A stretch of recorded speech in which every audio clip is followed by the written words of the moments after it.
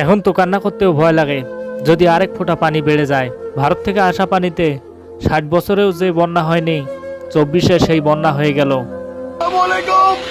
ভারতের বাঁধ ছাড়িয়ে দেওয়ার কারণে যে পরিমাণ পানি হয়েছে, তোরা পড়বি, যে পরিমাণ পানি হয়েছে এটা আলটিমেটলি টানের দরকার নাই।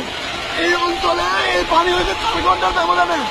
সবাই এখনো খাওয়া আছে, আমাদের রেস্কিউ প্রয়োজন। রেস্কিউ না যাই না কাজ করে কোনো লাভ হবে। তোরা পড়বি ঠিক আছে, না যাই না কাজ করে কোনো লাভ হবে না। আমি নিজে ফুলগাছি প্রসাদ যাওয়ার জন্য রেডি হচ্ছিলাম, আমার আব্বু আব্বুকে রেস্কিউ করে একটা বাড়িতে রাখছি, আমাদের পুরান বাড়িতে।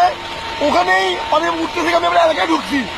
মূলত এই পানি রাতের ব্যবধান আরো বেশি হবে, কারণ পানি ঢুকতেছে, বৃষ্টিও বন্ধ নাই। এই মুহূর্তে পুরো দেশের দরকার ফেরির পাশে থাকা। আমি এখন গ্রাম থেকে বের হচ্ছি, ফেরি শহরে যাচ্ছি। আমি সবার সাথে সমন্বয় করবো ইনশাআল্লাহ। আসসালামু আলাইকুম।